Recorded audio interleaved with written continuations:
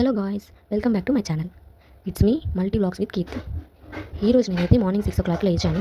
లేచిన తర్వాత నేనైతే ఎక్సర్సైజులు చేశాను. ఈ ఎక్సర్సైజులు ఎందుకు చేస్తామంటే మనం ఆ బాడీ ఫిట్నెస్ కోసమే కాకుండా మంచిగా హెల్తీగా ఉండడానికి. అసలు ఈ ఫిట్నెస్ అంటేనే కొంచెం స్కిన్ గ్లోయింగ్గా ఉంటుంది, ప్లస్ హెల్త్ బెనిఫిట్స్ ఉంటాయి. బాగుంటుంది మనం లైఫ్ స్టైల్ అనేది ఇట్లా ఉంచుకుంటే ఏంటంటే లైఫ్లో కూడా మనకి స్ట్రెచబుల్ ఉంటుంది, మంచి హెల్త్ ఉంటుంది, స్కిన్ కానీ అన్నీ కూడా చక్కగా ఉంటాయి అన్నమాట. ఆ తర్వాత నేనైతే తీసుకొని మొక్కలకైతే వాటర్ పోసాను. డైలీ నేను ఈ మొక్కలు వాటర్ పోయడం వల్ల నాకైతే చాలా మంచి ఫీల్ వస్తుందన్నమాట. సో నేను ఈ మొక్కలకైతే డైలీ లేచి వాటర్ అయితే పోస్తాను. ఆ తర్వాత ఇంకా క్లీన్ చేసి కొంచెం చిమ్మడం అయితే స్టార్ట్ చేశాను. అసలు మా హౌస్ ఉండేదైతే మామూలుగా ప్లెయిన్ రోడ్డు ఉంటాయి కదా, అలా కాకుండా మేమైతే కొండపైన మా హౌస్ ఉంటుందన్నమాట. ఇంకా నేనైతే ఇంకా కిచెన్కి వచ్చి కిచెన్ అంతా నీట్గా క్లీన్ చేసుకొని అప్పుడు వంట స్టార్ట్ చేస్తానన్నమాట. ఇంకా ఈ రోజు అయితే నేను మార్నింగ్ ఎగ్స్ బాయిల్ చేసి అలాగే జావ కూడా, ఈ సమ్మర్ సీజన్ కూడా జావ అనేది కంపల్సరీ తాగితే మంచిగా ఉంటుందన్నమాట. బాడీ అంతా కూడా చక్కగా ఉంటుంది. ఇంకా నేనైతే జావ పెట్టే కోసం హీట్ వాటర్ అయితే స్టవ్ మీద పెట్టాను. ఈరోజు శనివారం కాబట్టి నేనైతే పప్పు చేద్దామని, పాలకూర పప్పు చేద్దామని అయితే నేను పప్పు నానబెడుతున్నాను అనమాట. ఈ పప్పులోకి వాటర్ తీసుకుంటున్నాను. ఈరోజు పాలకూర పప్పులోకి మొన్న నేను డీమార్ట్లో అయితే అప్పడాలు తీసుకున్నాను. అవి కూడా వీటి కాంబినేషన్కి బాగుంటుందని చెప్పి, ఇంకా పాలకూర ఒకటి విడిగా కాకుండా పప్పుతో తింటే కొంచెం టేస్టీగా బాగుంటుందని చెప్పి పాలకూర అయితే కట్ చేస్తున్నాను అనమాట.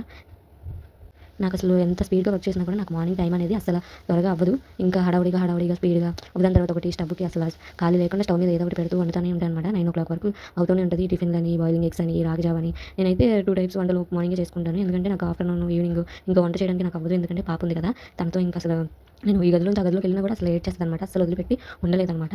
అందుకని నేను ఇంకా మా వారు ఆఫీస్కి వెళ్ళేలోపు నేను మొత్తం వంట అంతా చేసుకొని రెడీగా ఉంచుకుంటాను. ఈవినింగ్ కూడా నేను కర్రీ అనేది ప్రిపేర్ చేసుకుంటాను మార్నింగే. నేను 2 curries మార్నింగే చేయడం వల్ల నాకు బాగా లేట్ అయిపోద్ది. అందుకని నేను మార్నింగే లేచేసి 6 కల్లా, అసలు నేను ఇంకా కొంచెం 5కి 5:30కి అలా లేస్తాను. కానీ ఈరోజు కాస్త లేట్ అయింది.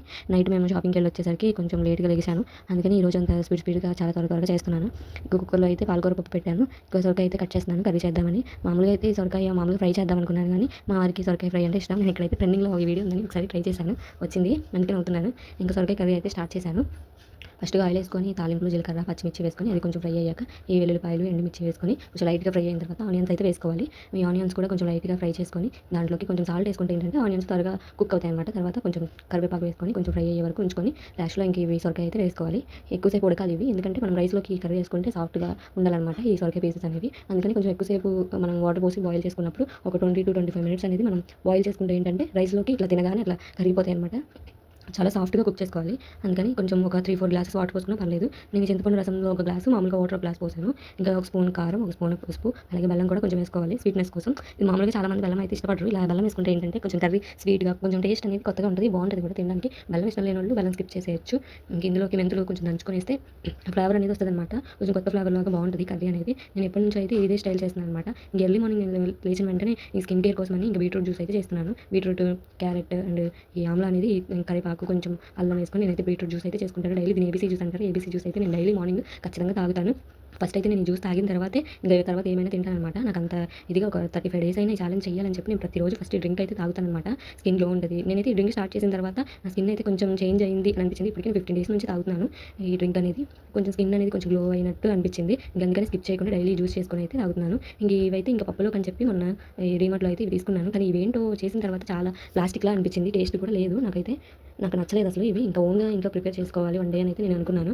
ఇంకా ఎర్లీ మార్నింగ్ టిఫిన్ అయితే మేము ఇడ్లీలు, దోశలు ఇవి తినము. ఎప్పుడైనా సండే ఒకరోజు తింటాము. ఇంకా డైలీ జ్యూస్, ఎగ్స్, ఈ బాదం ఇవే తింటూ ఉంటాం అనమాట. హెల్త్ బెనిఫిట్స్ కోసం, హెల్తీగా ఉండడం కోసం అంతే. కొంచెం ఖర్చు ఎక్కువైనా సరే మేము ఇవే తింటాము. హెల్తీగా ఉండడం కోసం ఇడ్లీలు, ఈ దోశలు తిని తర్వాత కొంచెం నీరసంగా ఇట్లా అనిపిస్తుందని చెప్పి డైట్ చేయాలని అయితే చేశాను. ఈరోజు నేనైతే పాలకూర పప్పు, సొరకాయ కర్రీ చేశాను. ఇంకా అంతా అయిపోయిన తర్వాత ఇంకా రూమ్ క్లీన్ చేసుకొని ఇంకా బయట కూడా క్లీన్ చేసుకున్నాను అనమాట.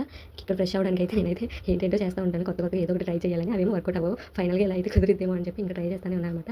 ఇంకా నేనైతే ఫ్రెష్ అప్ అయ్యి వచ్చి నేను స్కిన్ కేర్ రొటీన్ చేద్దామని చెప్పి ఫ్రెష్ అయిన తర్వాత మన స్కిన్ అనేది డ్రై అవ్వకుండా కొంచెం వాటర్గా చేసుకుంటే ఆ తేమ వాటర్గా ఉంటే ఫేస్లో మన దగ్గర ఉన్న సన్ స్క్రీన్ కానీ లేదంటే మాయిశ్చరైజర్ కానీ రాస్తే అది స్కిన్కి అబ్జర్వ్ అవుతుంది అనమాట. అందుకని కొంచెం ఫేస్ అనేది కొంచెం మొత్తం డ్రై అయిపోకుండా కొంచెం వాటర్గా ఉండాలి. అందుకని ఫ్రెష్ అయ్యాక మళ్ళీ ఫేస్ వాష్ చేసుకొని మాయిశ్చరైజర్ అయితే రాసుకున్నాను. ఆ తర్వాత ఇంకా ఏబీసీ జ్యూస్ అయితే తాగేసాను. ఇంకా మా జున్నుగాడు అయితే లేచాడనమాట. లేచిన వెంటనే ఒక 30 minutes తర్వాత అయితే నేను ఈ D3 టానిక్ అయితే ఈ D3 డ్రాప్స్ అయితే వేస్తాను ఖచ్చితంగా. అది ఇంకా రోజంతా ఎనర్జెటిక్గా ఉంటుంది. అలాగే నడిచేటప్పుడు కానీ, ఆడుకునేటప్పుడు కానీ వాళ్ళకి ఆ బోన్స్ అనేవి స్ట్రాంగ్గా ఉంటాయి. మనం ఎలాగో ఈ సమ్మర్ సీజన్లో ఎండలోకి తీసుకెళ్ళి కూర్చోబెట్టలేం కాబట్టి కనీసం ఇలా అయినా D3 డ్రాప్స్ అయితే అసలు స్కిప్ చేయకుండా ఖచ్చితంగా 1 year వరకు ఈ డ్రాప్స్ అయితే కంటిన్యూస్గా వేయాలన్నమాట. వేస్తే వాళ్ళు స్ట్రాంగ్గా చక్కగా నడవడం కానీ, కొంచెం యాక్టివ్గా ఉండడంలో కానీ, వాళ్ళకి బోన్స్ అనేది కొంచెం స్ట్రాంగ్గా ఉండడానికి ఈ D3 డ్రాప్స్ అయితే ఖచ్చితంగా యూజ్ అవుతాయి. నేనైతే కొన్ని మంత్స్ నుంచి వాడుతున్నాను, ఫస్ట్ నుంచి వాడుతున్నాను.